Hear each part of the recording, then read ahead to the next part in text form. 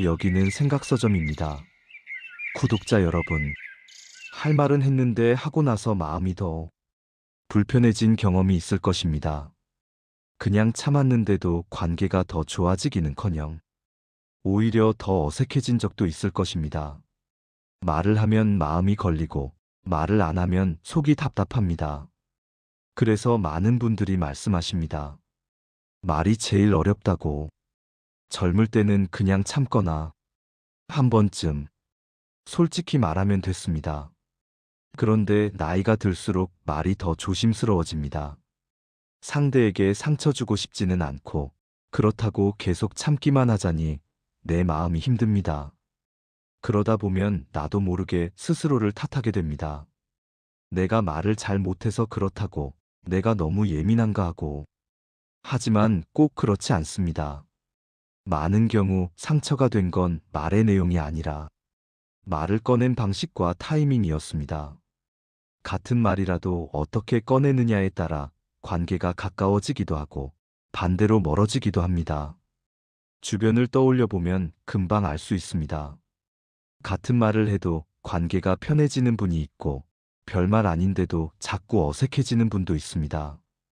그 차이는 말을 잘하느냐가 아닙니다. 말을 어떻게 시작하느냐의 차이입니다.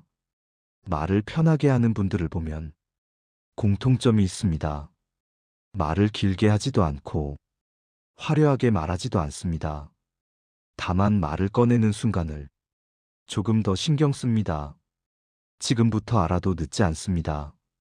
말은 타고나는 게 아니라 조금씩 정리되는 것입니다. 나이가 들어서도 말은 충분히 달라질 수 있습니다. 오늘은 다산 정약용 선생이 깨달은 고전의 지혜를 바탕으로 상처 주지 않으면서도 할 말은 전하는 방법 5가지를 이야기처럼 들려드리겠습니다. 들으시면서 이건 꼭 내가 실천해야겠다 싶은 문장이 있다면 댓글로 몇 번째인지 한 줄만 남겨주세요. 저는 3번째 내용이 제일 공감됩니다. 앞으로는 누군가에게 이렇게 해달라고 부탁하기보다 나는 이런 게 편하다고 말해보렵니다. 그러면 상대도 편하고 나도 당당할 것 같습니다. 무슨 내용인지 같이 들어보셔요. 서로에게 큰 도움이 될 거예요. 구독과 좋아요는 관계를 편하게 만드는 말 습관을 계속 전해드릴 힘이 됩니다. 준비되셨습니까? 바로 시작할게요. 상처 주지 않고 할 말 다 하는 법. 첫 번째, 화가 풀린 다음에 할 말을 해라. 얼마 전 한 분이 이런 이야기를 해주셨습니다. 남편이 약속 시간에 1시간이나 늦게 왔습니다. 전화도 받지 않았습니다.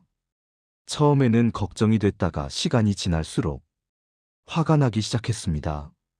남편이 문을 열고 들어왔을 때 솔직히 당장 한마디 하고 싶었다고 합니다.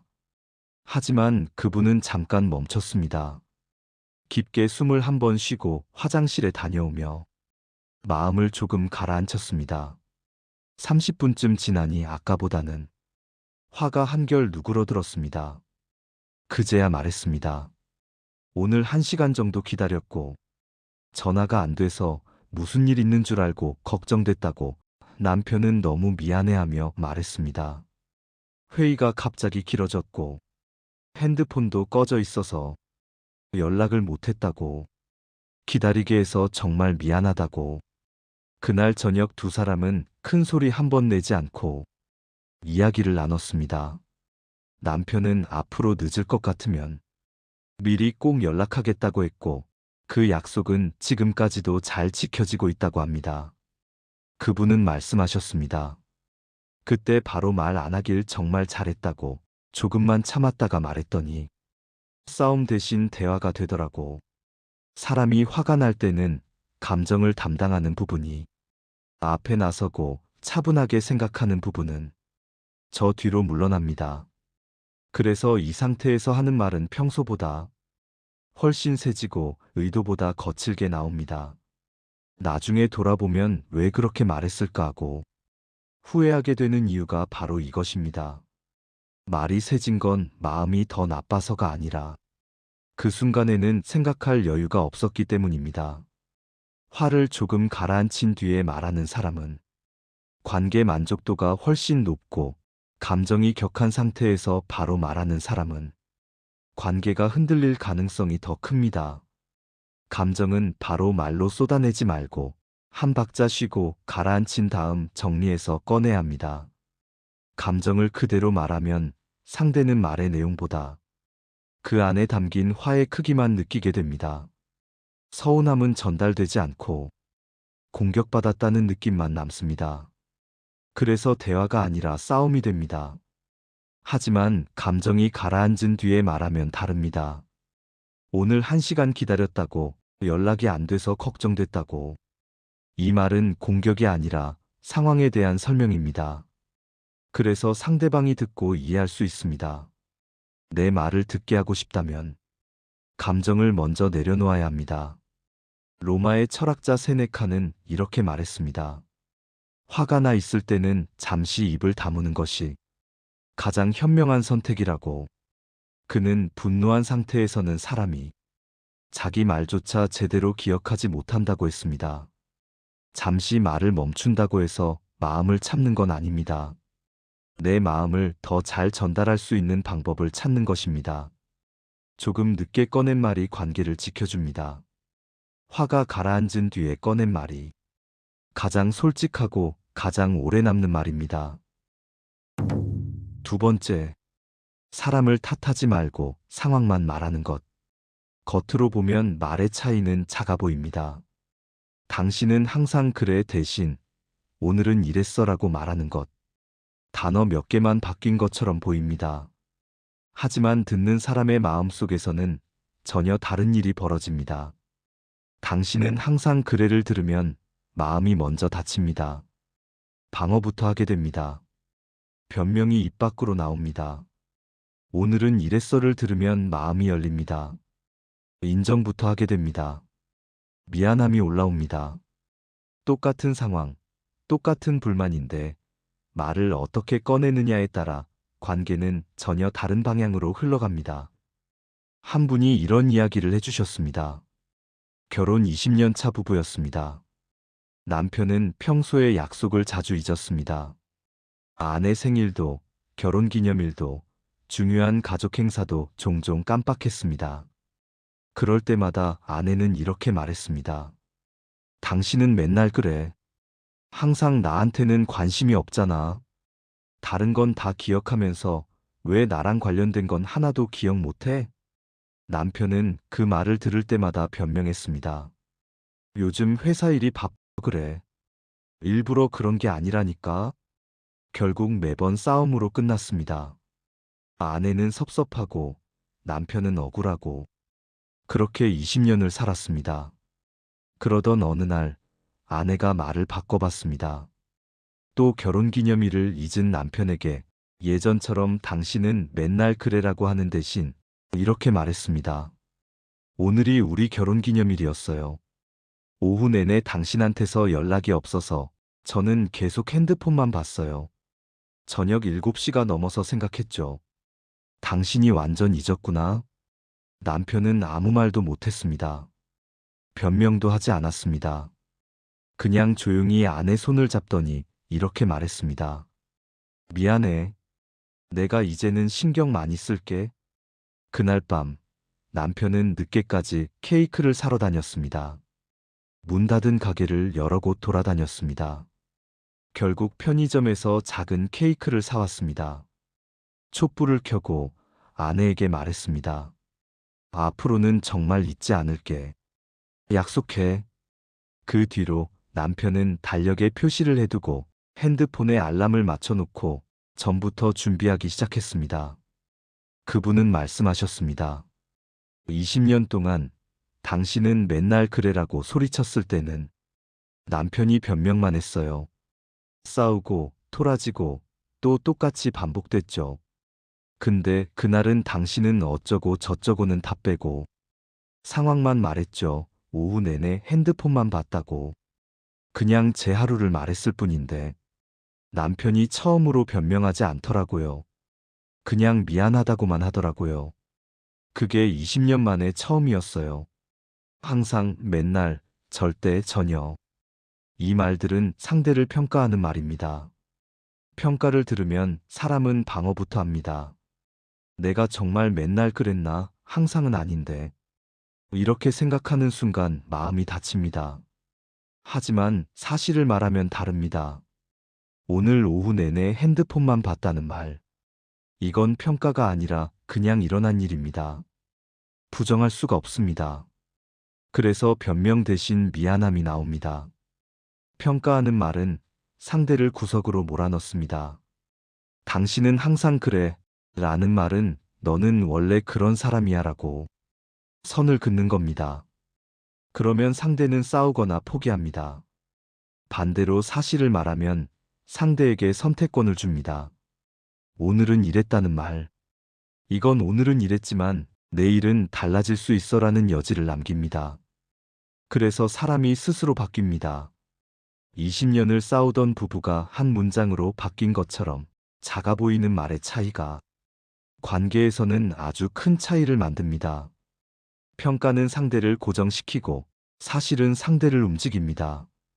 사실로 말해도 진심은 충분히 전해집니다. 오히려 사실이 평가보다 더 깊이 닿습니다. 왜냐하면 상대가 스스로 깨닫게 만들기 때문입니다. 항상 그래라고 말하지 않아도 오늘은 이랬다고 말하면 그걸로 충분합니다. 세 번째, 부탁하지 말고 내 기준을 정확하게 말해라. 한 분이 오랜 친구와 대화를 나누다가 자꾸 마음이 불편해졌다고 하셨습니다. 친구가 대화 중에 이런 말을 자주 했기 때문입니다. 그것도 모르냐? 그건 당연한 거 아니야? 처음엔 그냥 웃고 넘겼지만 이 말들이 반복되자 마음이 점점 상했습니다. 예전 같았으면 이렇게 말했을지도 모릅니다. 나한테 그런 식으로 말하지 마. 좀 부드럽게 말해줄 수 없어? 하지만 이번에는 조금 다르게 말해보기로 했습니다. 잠시 생각한 뒤 차분하게 말했습니다. 나는 말을 조금 부드럽게 들을 때 마음이 편하다고. 아까 그런 표현은 나한테는 좀 힘들었다고. 친구는 잠깐 말을 멈추더니 대답했습니다. 미안해, 내가 너가 부담스럽다는 생각을 못했네. 내가 말이 좀 거칠었나 봐. 앞으로 좀 더 조심할게. 그날 이후 친구의 말투는 눈에 띄게 부드러워졌습니다. 가끔 예전 말투가 나올 때도 있었지만 그럴 때마다 친구는 먼저 또 그랬네. 미안하고 말했습니다. 그분은 말씀하셨습니다. 부탁하거나 따지지 않고 그냥 내 기준만 말했을 뿐인데 친구가 스스로 바뀌더라고. 그 이후로 관계가 훨씬 편해졌다고. 사람에게는 내가 스스로 선택하고 싶다는 마음이 있습니다. 그래서 누군가 이렇게 해줘. 그건 하지 마. 라고 말하면 겉으로는 부탁처럼 들려도 마음속에서는 왜 내가 그래야 하지? 라는 생각이 먼저 듭니다. 이런 말을 들은 사람 대부분은 내용을 듣기도 전에 마음부터 닫습니다. 그 말이 맞는 말이어도 마찬가지입니다. 강요받는 느낌이 들기 때문입니다. 그런데 말을 이렇게 바꾸면 분위기가 달라집니다. 나는 부드러운 말을 들을 때 마음이 편해. 그런 표현은 나에게는 조금 힘들어. 이 말에는 상대를 몰아붙이는 힘이 없습니다. 대신 선택할 여지가 남습니다. 상대는 관계를 지키고 싶으면 말투를 바꿀 수도 있고, 그게 어렵다면 자연스럽게 거리를 둘 수도 있습니다. 어느 쪽이든 결정은 상대가 하게 됩니다. 요구하는 말은 상대를 바꾸려는 말입니다. 너는 이렇게 해야 해. 라는 말은 상대에게 내가 틀렸다는 느낌을 줍니다. 반대로 기준을 말하는 것은 내 마음을 지키는 말입니다. 나는 이런 게 편해. 라는 말은 상대를 비난하지 않습니다.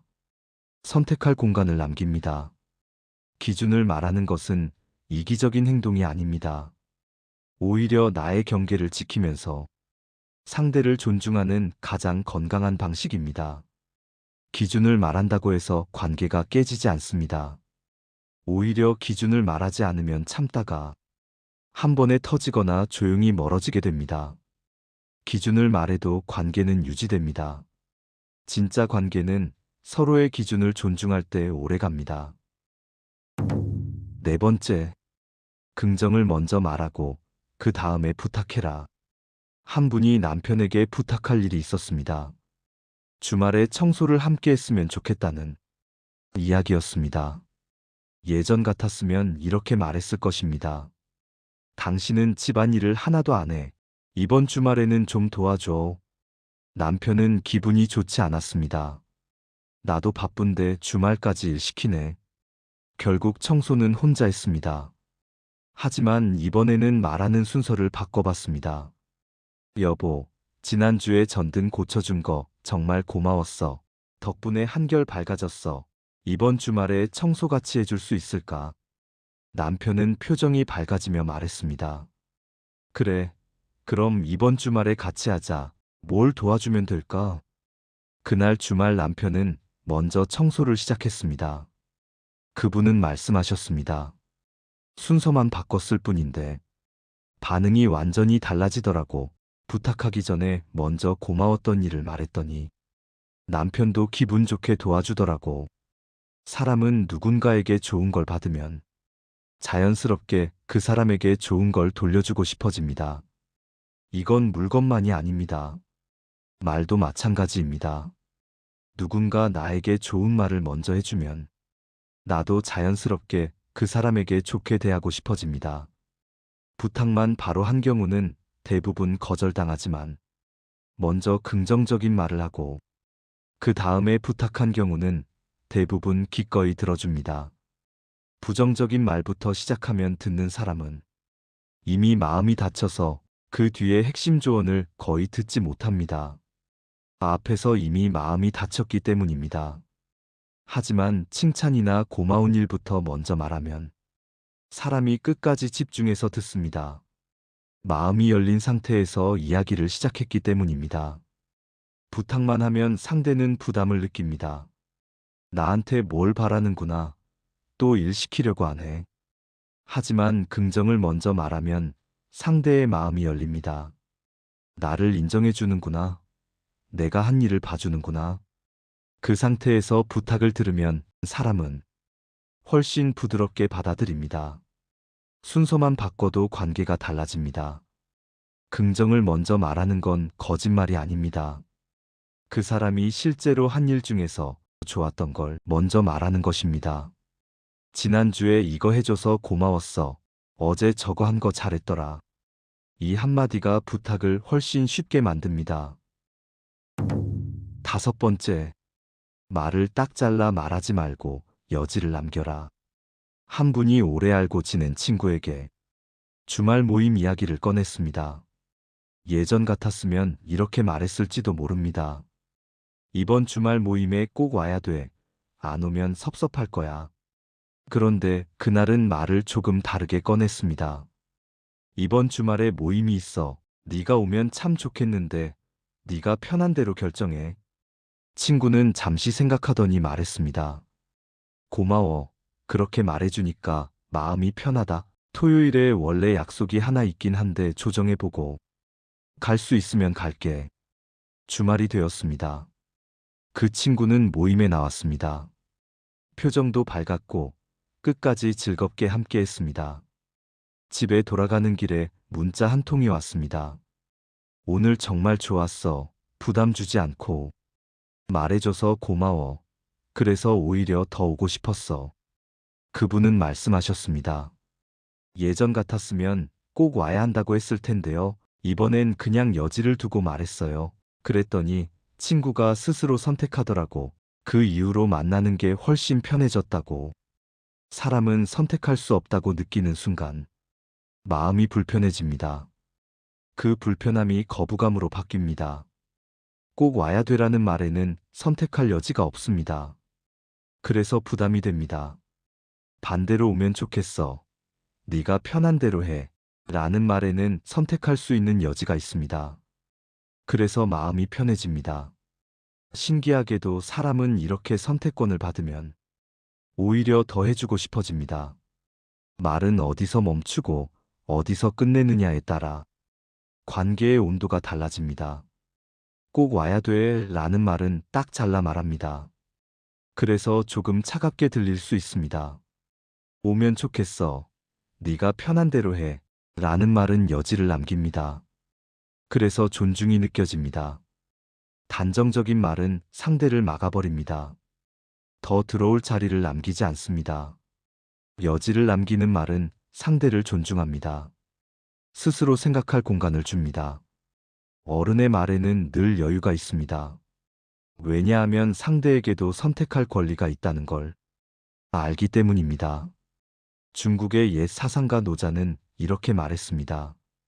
물은 가득 차 있지만 늘 비어있는 자리를 남긴다고. 여유를 남길 줄 아는 것이 지혜라는 뜻입니다. 여지를 남기는 말은 약한 말이 아닙니다. 오히려 가장 어른스러운 말입니다. 상대를 밀어붙이지 않고 존중을 남기는 말이기 때문입니다. 말의 끝에 조금만 여유를 남겨보세요. 관계의 분위기가 눈에 띄게 달라질 것입니다. 오늘 우리는 정약용이 깨달은 지혜를 바탕으로 5가지를 나눴습니다. 첫째, 화가 가라앉은 뒤에 말하는 것. 둘째, 평가 대신 사실을 말하는 것. 셋째, 요구 대신 기준을 말하는 것. 넷째, 긍정을 먼저 말하는 것. 다섯째, 말의 끝에 여지를 남기는 것. 저는 개인적으로 3번째 내용이 가장 와닿았습니다. 요구하지 않고 내 기준만 말했을 뿐인데 상대가 스스로 바뀌더라는 그 이야기요. 여러분은 어떠셨나요? 상처 주지 않는 말은 착한 말이 아닙니다. 한 박자 쉬고 나오는 말입니다. 감정을 내리고 평가 대신 사실을 말하고 요구 대신 기준을 말하는 것. 이것이면 충분합니다. 오늘 이야기 중 단 한 문장만 마음에 남으셔도 좋습니다. 오늘 영상이 조금이라도 도움이 되셨다면 구독과 좋아요 부탁드립니다. 댓글로 여러분이 가장 공감하신 부분을 한 줄만 남겨주셔도 좋습니다. 서로에게 큰 힘이 됩니다. 여러분의 말 습관에 좋은 변화가 생기고 그 변화로 인해 사람들과의 관계가 더 편안해지길 바랍니다. 오늘도 좋은 일만 가득하시길 바랍니다. 여기는 생각서점이었습니다.